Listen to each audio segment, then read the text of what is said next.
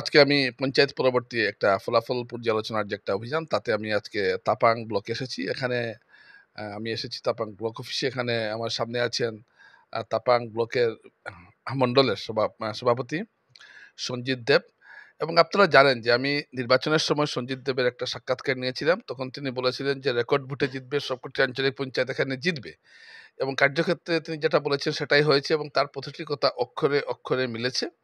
তো সেই সূত্র ধরে আজকে আমি তার কাছে এসেছি, যে তার কাছে জানতে চাইবো। আচ্ছা সঞ্জিত বাবু, এই যে ফলাফলটা হয়েছে, আপনি যেটা বলেছেন সেটা কিভাবে অক্ষরে অক্ষরে মিলে গেল? আমি ইলেকশনের আগে আপনি এসেছিলেন, এখানেই বসে আমরা কথা বলেছিলাম। তো আমি আগেই বলেছিলাম তাপাংয়ের যে ডেভেলপমেন্ট যে হচ্ছে, এই ডেভেলপমেন্টের উপর মানুষের একটা অগাধ বিশ্বাস আছে।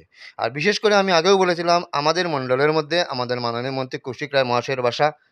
যে কোনো ব্যক্তিগত কাজেও যদি কোনো মানুষ যায় ওনার কাছে, উনি কিন্তু ফিরিয়ে আসেন না। এর আগে ওনার ভাই ছিলেন অমিতাভ রায় মহাশয়, জেলা পরিষদের চেয়ারম্যান ছিলেন। ওই সময়ও যেভাবে উনি উন্নয়ন করেছেন, উন্নয়ন তারপরে দেখি যে ব্যক্তিগত যে কোনো কাজে গেলে মানুষকে ঘুরে আসেননি। এই জন্য তাপাংয়ের কাজ বলতে এমএলএ নেই, এমপি নেই। এমপি হয়তো আমাদের পরিমল মহাদেব ৫-৬ মাস হয়েছেন। এর আগেও যেভাবে আমাদের তাপাংয়ে ডেভেলপমেন্ট হয়েছে, এই ডেভেলপমেন্টের উপর ভিত্তি করেই মানুষ এভাবে উজাড় হয়ে বিজেপিকে ভোট দিয়েছেন।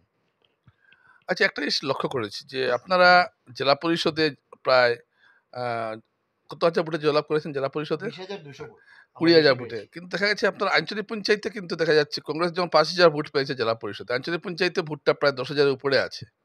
এর কারণটা কি?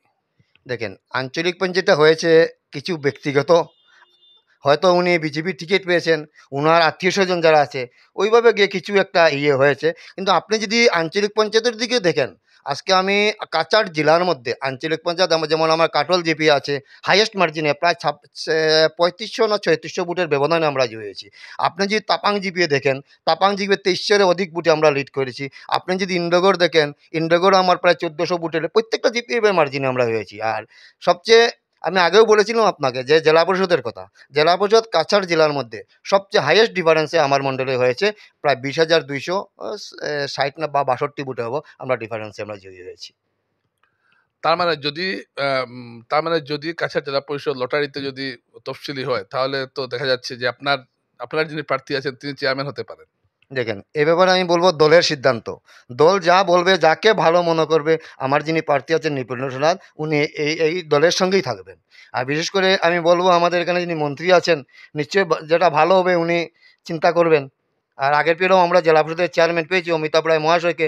অমিতাভ রায় উন্নয়ন আপনারা নিজেই দেখেছেন যে ৫ বছরে উনার কার্যকালে একটা দাগ পর্যন্ত নেই। আমরা বিগত দিনে জেলা পরিষদে দেখেছি, সোশ্যাল মিডিয়ার মাধ্যমে দেখেছি, পেপার নিউজে দেখেছি, দুদিন পরে পরে অনাস্থা কীভাবে ২ নম্বরই। কিন্তু একটা জিনিস আমি জোর গলায় বলতে পারবো, আমাদের আপাঙের থেকে যিনি জেলা পরিষদ হয়েছেন অমিতাভ রমেশের কোনো দাগ নেই। আর এটাও আমি জোর গলায় বলতে পারবো, আগামী ৫ বছর যিনি দীপেন্দ্রচন্দ্র দাস জেলা পরিষদ হয়েছেন, উনার কার্যকালে কোনো দাগ থাকবে না। এটা আমি জোর গলায় আপনাদের মাধ্যমে বলতে পারবো। আচ্ছা, এই যে এই নির্বাচনটা আগামী বিধানসভা নির্বাচনে কতটুকু প্রভাব ফেলবে? আজকে ফলাফলটা। ফলাফল যেটা ৫,০০০ সামথিং যেটা হয়েছে, কংগ্রেসে ভোট পেয়েছে। আমি আপনাকে আজকে বলে দিচ্ছি, আর তো হয়তো ১ বছর বা ১ বছরও বাকি নেই। তাপাং থেকে মার্জিনটা, কংগ্রেসের মার্জিনটা আরও কমে যাবে। এখন তো ৫,৫০০ হয়েছে। আমি ইলেকশন আগে বলেছিলাম যে কংগ্রেস ৫ থেকে ৫,৫০০ ভোট পাবে। আর আজকে আপনার সামনে বলে দিচ্ছি আগামী বিধানসভা নির্বাচনে ২,০০০ থেকে ২২০০ ভোট তাপাঙ্গে কংগ্রেসে পাবে। আর সম্পূর্ণ উজাড় করে মানুষ জনগণ বিজেপিকে ভোট দেবে।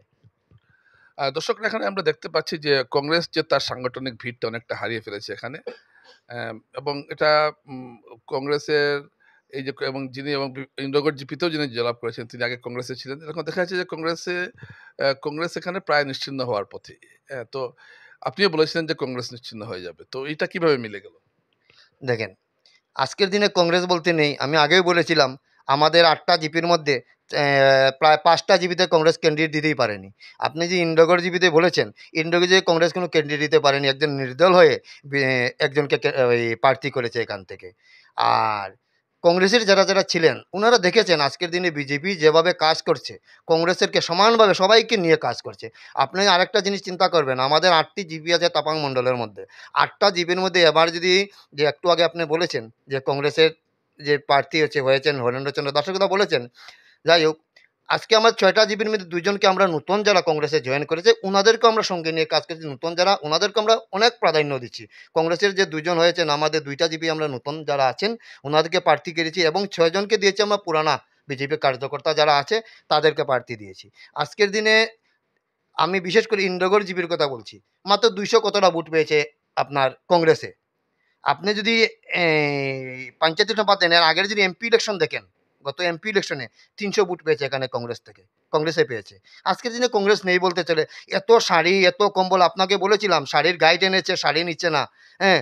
এরপরে এত কিছু করার পরে এখানে কংগ্রেসের ভোট নেই। আপনারা নিশ্চয়ই বুঝতে পারছেন। এটার একমাত্র কারণ হলো ডেভেলপমেন্ট আর একমাত্র কারণ হলো মাননীয় মন্ত্রী কৌশিক রায় মহাশয়।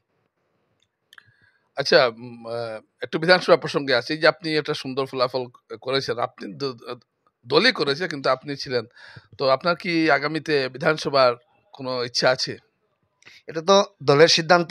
না, আপনার মনের ইচ্ছাটা কি? হ্যাঁ? মানে আপনি দেখেন, মনের ইচ্ছা সবারই থাকে। সবারই থাকে। তারপরেও বলছি, দল যা সিদ্ধান্ত নেবে আমরা মেনে নেব। আমরা দলের একটা সৈনিক।